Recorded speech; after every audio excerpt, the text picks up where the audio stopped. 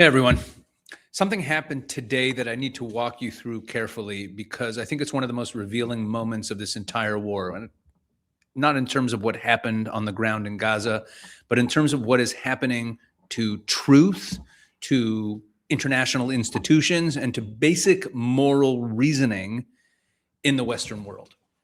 The United Nations just added Israel to its official blacklist of countries and armed groups that commit sexual violence in conflict zones. Let me say that again. Israel was just added to a list alongside Hamas, ISIS, and other terrorist organizations. This is the headline. Take a look at the headline. UN adds Israeli entities. UN adds Israeli entities to blacklist of countries that commit sexual violence. Now, before I get into why this is so completely, breathtakingly wrong and absurd, I want to take you on a little journey because this story didn't start today. There's a long, bizarre, and very revealing history behind this decision by the UN. And once you see the whole picture, you'll understand what's really going on. So let's start with the most basic facts that were just announced.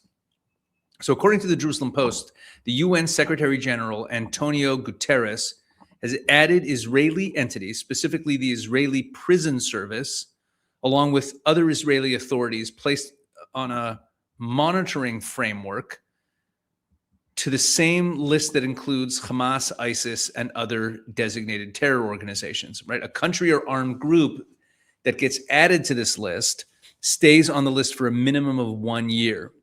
And here's what makes this especially remarkable. Hamas was only added to this list in August 2025. Okay, that's almost 2 years after October 7th, 2 years after we all watched Hamas terrorists who raped, mutilated, and murdered Israeli civilians in real time, filming it themselves on their GoPros, putting it out there. And the UN finally, reluctantly, almost 2 years after October 7th, put them on the list. And then, almost immediately, according to Israeli officials, heavy pressure was then exerted on the Secretary General to add Israel as well. If you're going to add Hamas, you got to add Israel. Israel was put on notice in August 2025, the same month that Hamas was added. So how did Israel respond to being put on notice? Israel cooperated. Israel provided documents, data, detailed rebuttals to every claim. Israel even invited the UN personnel who were conducting these investigations to come visit, to examine the evidence firsthand, but the UN declined. Israeli ambassador to the UN, Danny Danon, is quoted in this piece, and he really sums it up. Let's read this section here. Israel has reactively announced the freezing of relations with the UN Secretary General's office and the cancellation of Pramila Paten's planned visit to Israel. Israel made it clear that it would not maintain contact with the UN Secretary General's office as long as Guterres heads the organization. Quote, the UN Secretary General has put Israel on the same blacklist as Hamas, ISIS, and the most depraved terrorist organizations in the world, Israeli ambassador to the UN, Danny Danon, told the Post. This is a moral disgrace and a complete collapse of any credibility left to the UN. Danon explained that Israel cooperated with the UN, provided information, and acted with full transparency.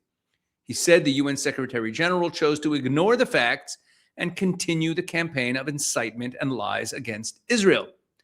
Quote, anyone who was able to include Israel on the same list as Hamas terrorists and rapists has no sense of morality, he continued. Antonio Guterres, who justified the October 7th massacre, whitewashed the involvement of UNRWA employees in the massacre, and led the organization to an unprecedented low, is using the last months of his term to advance political and false accusations against Israel. Okay.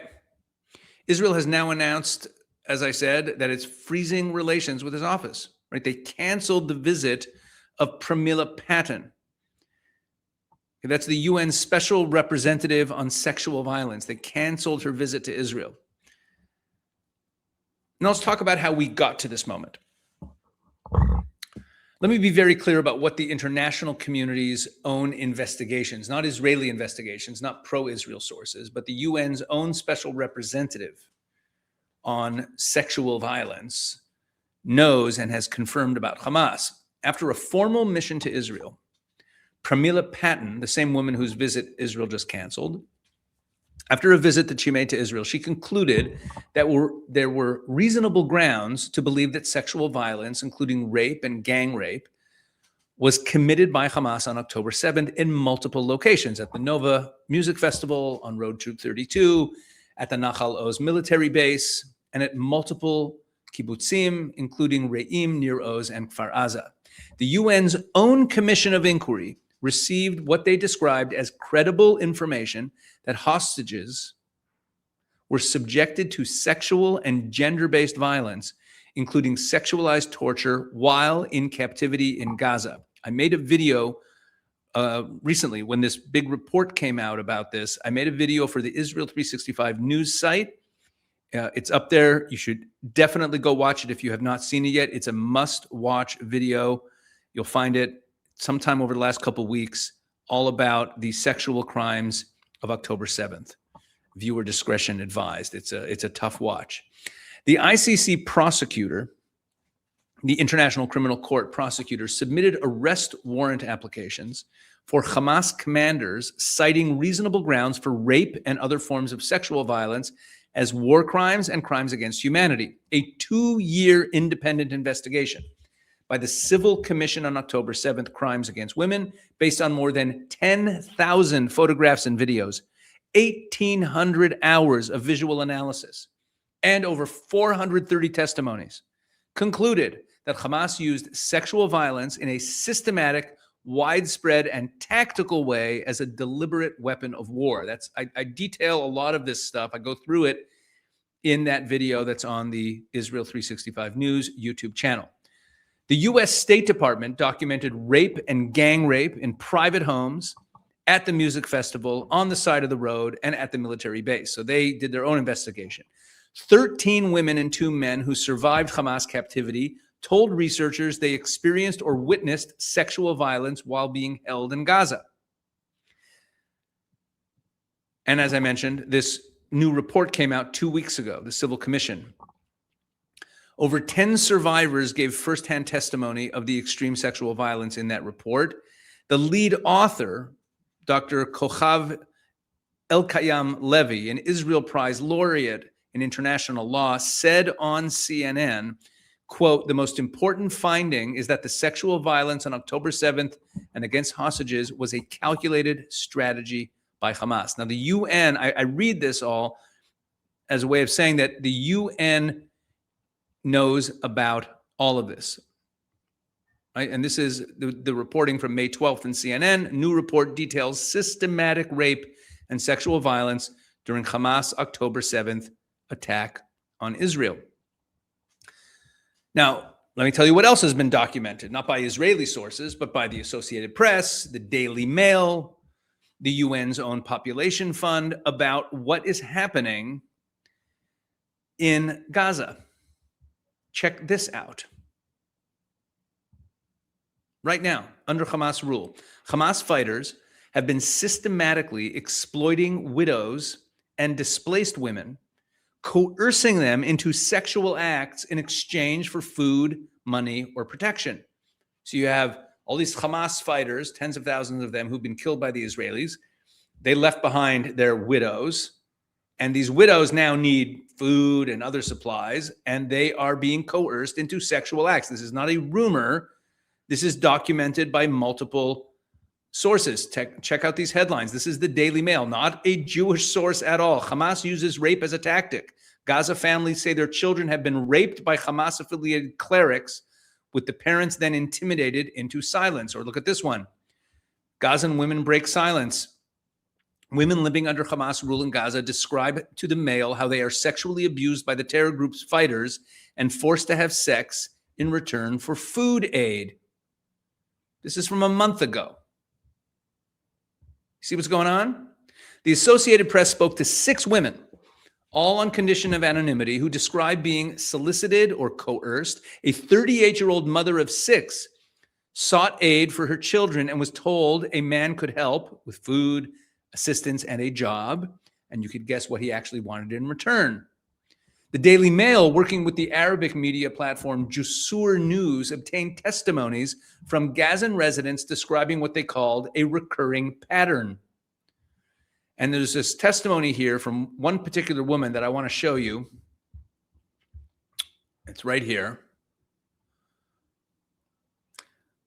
Another woman said, a guy will say, come, we have a relief package for you. He represents an Islamic organization, a movement whose name I won't mention, but it's a political organization. If you come with me and do so-and-so, I'll give you so-and-so. And the women who have no life experience end up getting exploited. She continued, this shouldn't be happening at all. It just shouldn't. One charity in Gaza is unfortunately the biggest perpetrator. From its chairman all the way down to its doorman, it's being done by all their employees and members as though it's an organization set up for sexual harassment, psychological abuse, and harassing young women. And here's perhaps the most damning testimony of all. There was a man who identified himself as a member of the Al-Qassam brigades. That's Hamas's military wing. So this guy's a terrorist. He's in Hamas. And this testimony was confirmed to the Daily Mail that Qassam brigade members were exploiting martyrs' widows, meaning the widows of dead Hamas fighters. And he said when he reported it to the leadership, he was told to stay quiet. This is Hamas's own people exploiting the widows of their friends who were killed, and the leadership's covering it up. And the UN then puts Israel on a list of perpetrators of sexual crimes. Meanwhile, the UN's own population fund has documented a surge in child marriages in Gaza, at least 400 girls between the ages of 14 and 16 becoming wives in 2025 alone, driven by the collapse of civilian institutions under Hamas rule. And again, exploitation of these young women. They need a roof over their heads. They need sustenance. And these Hamas guys are taking advantage of them, forcing them into young marriages in order to feed themselves. This is all documented. This is the organization, Hamas, that the UN finally, reluctantly placed on its sexual violence list in August 2025. And Israel was added the same month, or it was put on notice the same month, because, of course, you have to have balance. Balance. Now, I want to take a step back, because the UN decision that we're seeing in the headline today doesn't exist in a vacuum. There's a history here that's so strange and revealing that you need to hear it. So let's go back to 2007, almost 20 years ago. And look at this headline here. There was a doctoral candidate at Hebrew University who, a really hard left, and Hebrew University has some very hard left anti-Israel scholars there. So you might be surprised to hear that because it's in Israel. But just like, we have the Haaretz paper, which is very prominent, which the anti-Israel people love because they just bash Israel all the time. So there was a doctoral candidate at Hebrew University in Jerusalem named Tal Nitzan, and he wrote a paper that won a prize from a faculty committee. The subject of the paper was why IDF soldiers don't rape Palestinian women. Got that? He's trying to figure out, why don't IDF soldiers rape Palestinian women?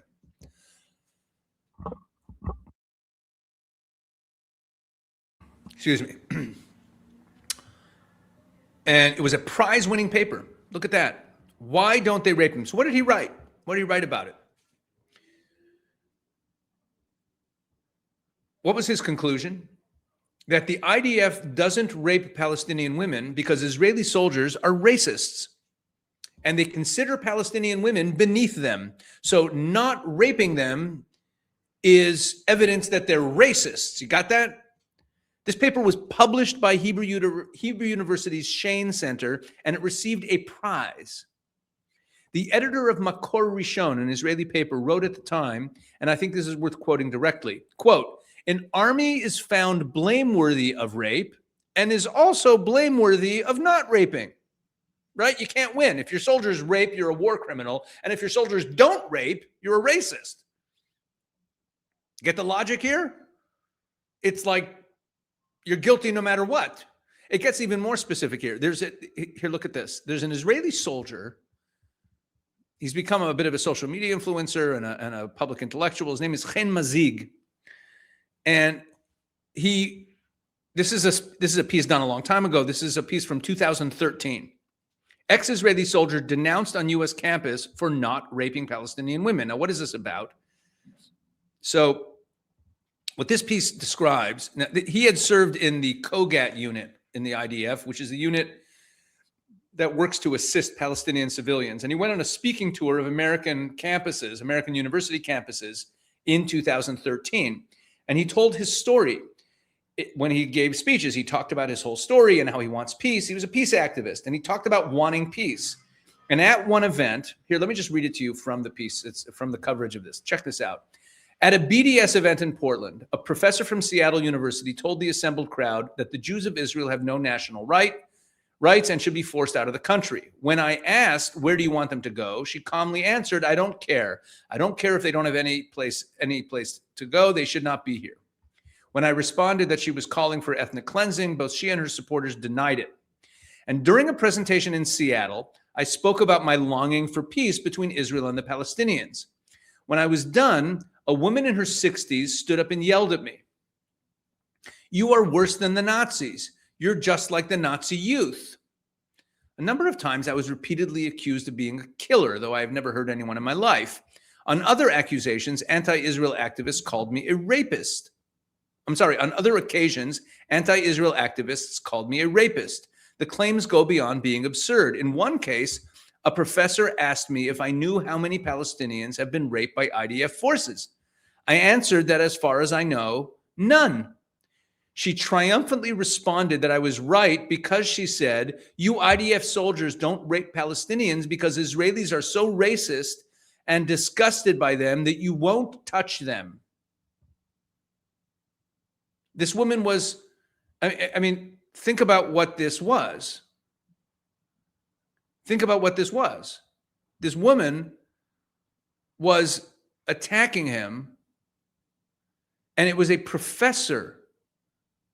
It was a professor at a university in Seattle. A professor. This is the intellectual environment that produced today's UN decision. An environment where the absence of evidence of Israeli rape crimes is itself treated as evidence of Israeli crimes of being a racist. An environment where Israel is by definition guilty, and the only question is which thing you're guilty of. You're either a rapist, or if you don't rape, you're a racist. Which brings us back to the recent chain of events. 2 weeks ago, just before today's UN decision, the New York Times published an op-ed by Nicholas Kristof claiming a widespread pattern of sexual violence by Israeli soldiers, by settlers, by Shin Bet interrogators, and prison guards against Palestinians. Now, here's what's important. Even Kristof himself admitted in the piece that, quote, there is no evidence that Israeli leaders ordered any of this. No orders, no policy, no chain of command.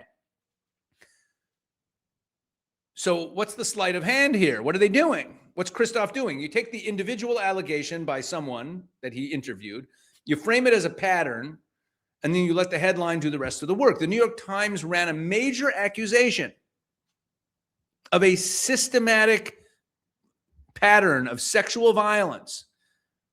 This accusation against Israel, while acknowledging in the piece that there was no evidence of the orders of any systematic plan. And now the UN used that New York Times piece as part of their evidence for the blacklisting that we saw today. Now, let me tell you what I think the UN's decision is really about. It's not about evidence of anything, because Israel, as I said, cooperated. They gave extensive evidence. Anyone, it's crazy. If you know Israel at all, if you ever had friends or family members who've served in the IDF, or if you've served in the IDF, you know how tight the rules are and the discipline, and it's just so ridiculous. Hamas was placed on this list 2 years after the most documented act of mass sexual violence in recent memory. And even then, the UN had to be pressured to put Hamas on this list. And now today, they make this decision, or yesterday, whenever this decision was, the headlines from today, they make this decision that defines the international community's relationship with Israel, right? And the problem here is false equivalence. Here's the logic of it. We can't say that one side is unambiguously guilty without offering something to the other side, right? So if we acknowledge that Hamas systematically raped and murdered and kidnapped women, and that Israel doesn't do those things, if we say that, right? If we say that clearly, we don't qualify it, then it looks like we're taking sides. How can you say that Hamas rapes and pillages and plunders and murders people, murders civilians, and then you don't blame anything on Israel? Then it's imbalanced. We can't take sides, so we have to find some equivalence. We have to manufacture it. So a list that includes Hamas has to also include Israel. A conversation about Hamas's documented atrocities has to be balanced by unverified or uncontextualized claims about Israel's atrocities. You follow? This is the problem with balance. Everyone says, oh, we have to have balance in our reporting. Yeah, look, let's say I claim you owe me $100 and you claim that you don't owe me $100, and one of us is lying. So if you report the story that just says, well, he says he owes $100 and he says he doesn't, there we have balance. What's the problem? One of us is lying and one of us is telling the truth. The whole concept of balance in these things ends up becoming a disease. Antonio Guterres' term ends on December 31st of this year. Israeli officials told the Jerusalem Post that they see this as his last hurrah, a final act of hostility toward Israel before he leaves office. This is a guy who was close friends with Yasser Arafat before he was cleansed and turned into the head of the Palestinian Authority, when he was still an international terrorist pariah. But the damage is not just about Israel's reputation. The damage is really to the credibility of the institution of the UN. When the UN places Israel on the same blacklist as Hamas, ISIS, and the world's most depraved terror organizations, not based on any evidence, but based on political pressure and the demand for equivalence and balance, that tells us that the UN is not an arbiter of truth in any way. And Israel will always lose in this environment, not because of what Israel does, but because of what Israel is. That's what it's all about, folks. Please share this video. People need to understand what happened here, and they need to understand the full context, because a crazy decision like this by the UN does not come out of nowhere. It comes out of a lot of layers and layers of bias and stories and allegations. And then that turns into what feels like evidence to people. Well, there's been all these reports, the reports of this and reports of that and reports of this. And even if all the reports are lies, it gives people a sense that there's something there. Oh, well, there's smoke, there must be fire, right? That's what we're seeing here. All right, thanks for watching. God bless.